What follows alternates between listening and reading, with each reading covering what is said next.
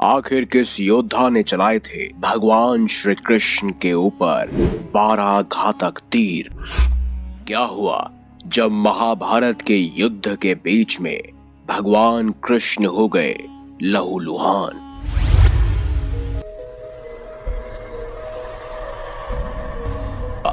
Video में आगे बढ़ने से पहले चैनल को सब्सक्राइब अवश्य करें और बेल आइकन जरूर दबाएं। कहा जाता है कि महाभारत के युद्ध में भगवान श्री कृष्ण ने अर्जुन और दुर्योधन को 2 विकल्प दिए थे। एक, या तो वो भगवान कृष्ण जो कि निहत्थे होंगे उनको चुने, या फिर भगवान श्री कृष्ण की नारायणी सेना को चुने जो कभी नहीं हारी थी।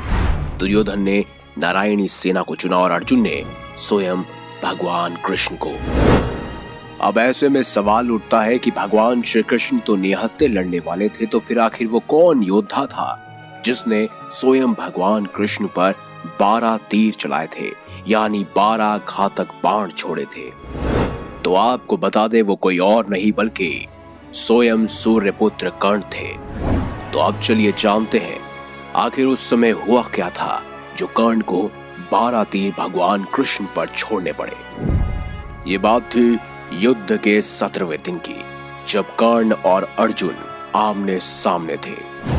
दोनों के बीच भयंकर युद्ध हो रहा था। दोनों योद्धा एक दूसरे पर कई सारी असीम शक्तियों का प्रयोग कर रहे थे, कई सारे घातक बाण चला रहे थे। कर्ण की रणनीति यही थी कि वो अर्जुन को खत्म करना चाहते थे और अर्जुन ये चाहते थे कि वह कर्ण का खात्मा कर दे, क्योंकि दोनों में बचपन से ही प्रतिस्पर्धा थी। दोनों ही एक दूसरे को सर्वश्रेष्ठ धनुधर मानते थे। फिर वो उस समय भी नजदीक आ गया जब कर्ण ने अर्जुन को हराने के लिए सर्प बाण चलाने का निर्णय लिया। इस बाण को कर्ण ने कई वर्षों से अर्जुन पर प्रहार करने के लिए रखा हुआ था।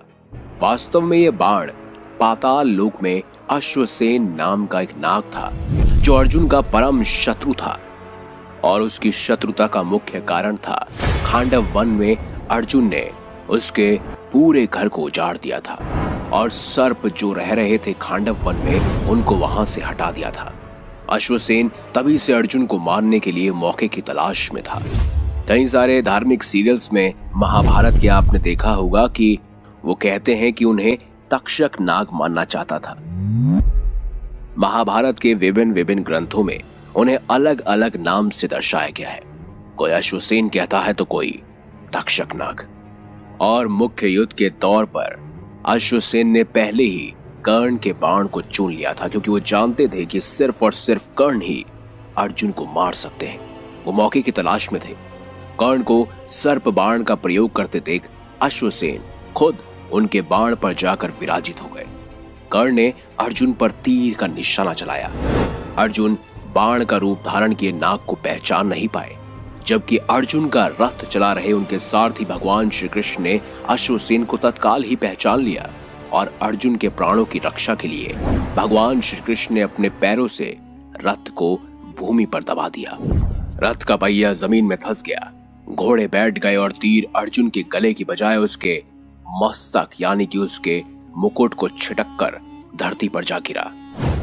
इस तरह भगवान श्री कृष्ण ने अर्जुन को बचा लिया। अर्जुन और भगवान श्री कृष्ण रथ के धंसे पहिए निकालने के लिए नीचे उतरे। तभी मौका देखकर कर्ण ने अर्जुन पर वार करना शुरू कर दिया और तभी अर्जुन की ढाल कोई और नहीं बल्कि स्वयं भगवान श्री कृष्ण बने। उसी समय मौके पर 12 तीर यानी 12 घातक बाण जाकर श्री कृष्ण के शरीर में धंस गए। पूरी सृष्टि के रचयिता भगवान विष्णु के अवतार स्वयं भगवान श्री कृष्ण ने उन बाणों के घावों को सह लिया। तब भगवान ने अर्जुन को अश्वसेन के बारे में बताया। अर्जुन ने 6 तीरों की सहायता से अश्वसेन के टुकड़े टुकड़े कर दिए और इस तरह भगवान श्री कृष्ण ने स्वयं पीड़ा सहते हुए परम प्रिय अर्जुन को बचा लिया।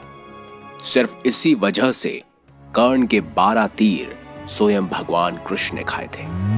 अगर आपको ये महत्वपूर्ण जानकारी अच्छी लगी है तो वीडियो लाइक करें, हमारे चैनल को सब्सक्राइब करें और देखते रहिए संपूर्ण ज्ञान का केंद्र बिंदु।